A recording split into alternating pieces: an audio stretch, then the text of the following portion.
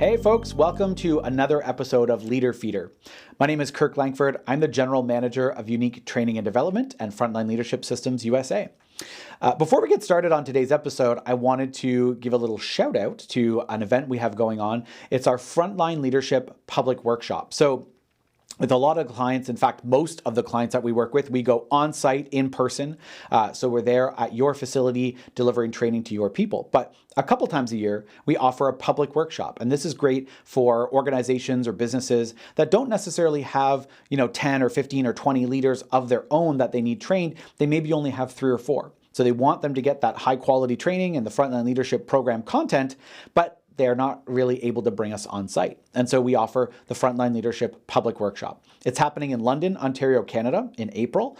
So if you have a couple of supervisors or lead hands or team leads, or maybe even aspiring leaders that you're thinking about moving into leadership roles, it could even be managers as well, and you're interested in getting them enrolled in the course, you can visit our website at uniquedevelopment.com and you'll find information about the public workshop. You can register, learn all about all of the logistics and all of that good stuff. And so we hope that you'll consider sending a few people to the public workshop. Okay, on with the show. Here we go. So today we're going to talk a little bit, I'm going to give you a few tips, I guess, about how to prevent disengagement with the people on your team. There's lots of reports coming out right now. I wish I could remember them off the top of my head to actually quote them per se, but there's lots coming out right now about how disengaged employees are right now, that they're almost more disengaged than ever, or than many years anyway. And so employers are really worried about this because they're thinking, how do I get my employees not only to get the work done, but to be engaged? We know that engaged employees tend to stick around longer, they tend to do better work, they tend to form better relationships at work. There's lots of benefits to having engaged employees. And so it's in our best interest as leaders of organizations and leaders of teams to think about, how do I prevent disengagement? And that's what we're going to talk about today. So I'm just going to share a couple of strategies that can be beneficial to preventing disengagement in your company or in your workplace and on your teams. Okay, tip number 1. Use the hope slope. Create the hope slope. So first of all, you might think, what is the hope slope? And am I about to cringe when I hear this, because it is perhaps a bit of a cringy title. But our research and development team is working on coming up with something way cooler than that. But in the meantime, it's the hope slope. So what is the hope slope? Well, on a team, things don't have to be perfect or great all of the time. We don't expect, kind of in the back of our minds, that things are always awesome. But what we hope and what we expect is that things aren't always bad either. People don't leave teams because things aren't always great.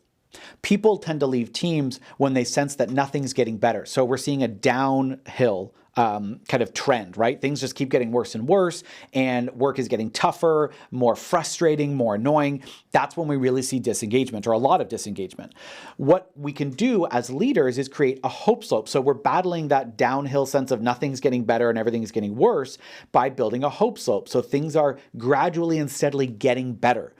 And so there's a couple reasons why that's great for you as a leader. One, again, is that it means that you don't have to always be amazing. You're not always required to make sure everything is awesome every single day. So a little bit of pressure off you. You can take a sigh of relief and go, okay, it's not up to me to always be at 110%. But it does mean that you have to think about, what are some of the frustrations on my team? What are some of the obstacles that my team members are facing regularly? And how can I make that just a little bit better, a little bit easier? How can I remove some of those frustrations and obliterate some of those obstacles that are getting in the way from them doing their job well and feeling a sense of accomplishment at the end of the day? So that's what the hope slope is about, sort of what you as a leader can do to get rid of obstacles and eliminate frustrations for your team. So that's the first part of it. The second part is talking about, or not talking about really, but the second benefit of the hope slope, I guess I could say, is that you buy them into it, right? You get them to get excited about the direction the things are going in. So the hope slope isn't about having this secret mastermind plan to make things better on your team. It's about actually involving the team in making things better, right? You're not going to your team and saying, Diane, what are all the things you hate about this job? What are all the things you hate about this task? And they rhyme them off, and then you go, okay, I'm going to remove all of those obstacles. That's not realistic, and that's not how it works. Instead, it's, hey, help me understand what could make you more effective. Help me understand what could make this process more efficient. Help me understand what are the annoyances that get in the way of us meeting our quota regularly. And I'm going to see what I can do as a team to make that better. So it's not just about you behind the scenes, right? Some of it is you as a leader, maybe moving things up to management and above to say, hey, these are some frustrations my team is dealing with. What can we do about those? For sure, that's part of it. But the other part is getting the team involved to say, how can we eliminate some of these barriers? How can we eliminate some of these frustrations together? So the hope slope is showing that things are going to get better and then getting the team to get excited because they're involved in the process of making things get better. So you're going to battle the disengagement by involving them in making things better. So that's the first tip I wanted to share with you. Use the hope slope to help things get better and involve them in helping make it a better team to be on. Okay, that's number one. The second part could perhaps be seen as the contrary of what I was just talking about, but it actually is related. So the second part, or the second tip I have for you, is give as much autonomy to the team as you can. People tend to get frustrated by leaders who they feel are micromanaging them, leaders where they feel like I can't do anything without the leader's permission, or I can't make decisions for myself, I can't solve problems for myself. Not only do they get frustrated by it, but then it sort of trains them to just go to the boss for everything, go to the leader to always ask for permission, go to the leader to solve every problem, to ask every question, when we know in a lot of cases that the people on our team could solve those problems or answer those questions without our help. Maybe a little bit of guidance from time to time, but not really with us needing to be the one to do it, to make the decision. So you want to empower your team as much as possible. Give them that self-direction to be able to, that autonomy to be able to make decisions and solve problems. So think to yourself. Now, this is the tricky part because that sounds very abstract, very pie in the sky. And I want to provide you with a more concrete tip. So here's what you really need to do. You need to think maybe over the past week worth of shift, 2 weeks, and go, what are the things that I've had to make a decision on? Or what are the problems that I've had to solve that in thinking about it now, my team really had the skills or the knowledge or the expertise to solve on their own? That's going to take some time to think about it. I mean, you might want to even write this down. And once you've recognized or identified what those things are, then the next time you get asked that same or similar question or asked to solve that same problem, you're actually going to turn it back to them and say, what would you do? I want to hear your thoughts on this. What's your opinion? Now, you're not going to turn it on them in a negative way. It's not, well, that's not my job. What are you going to do, Bill? Why am I solving your problems, Bill? I'm not paid for that. That's not what you want to do. You want to empower them to say, well, I know you've got experience with this. I know you've got expertise in this. I'd like to hear what you would suggest. So ask for the wisdom to come out, right? Bring the wisdom out of the people in the room rather than just splurging out yourself as the leader. And in that way, you're going to show that you trust the team to make good decisions. You trust the team's knowledge and expertise. And also, you're showing them that, hey, even if I weren't here today and you had needed to make that decision, you probably would have been able to on your own. And so pull from the wisdom in the room. And then, of course, don't forget to recognize and appreciate, right? If you ask them, hey, Tim, what would you do in that case? And Tim says to you, well, I probably would do this. And if that's a great answer, it's well thought out, it's a great fix to the problem, don't just go, well, yeah, duh, obviously you should have done that, Tim. Of course not. We're going to say, thanks, that's exactly what I would have done too. I appreciate that you had that thought. It's clear you're learning, or it's clear you're paying attention, or, I appreciate that you've got insightful suggestions or ideas. All right, so give some credit where it's due, and that will build the engagement on the team. They'll feel like more valued members of the team.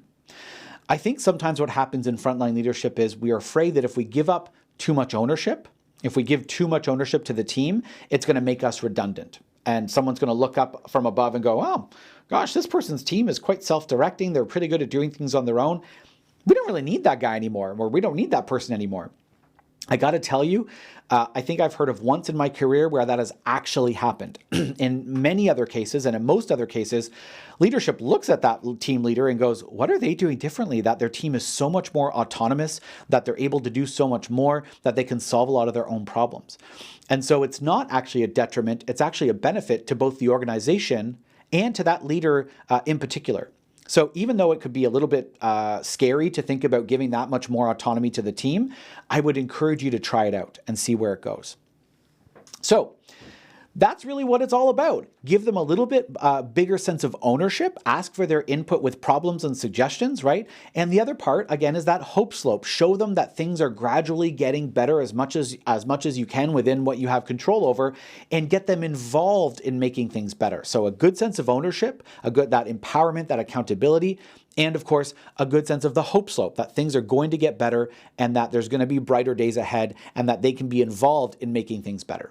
All right, folks, I hope you found those tips helpful. I'd love to hear from you in the comments if you did and what you thought of them. If you've used those strategies before, as I'm sure many of you already have, used those strategies or similar strategies, tell us how they worked and tell us what you learned from them as a leader.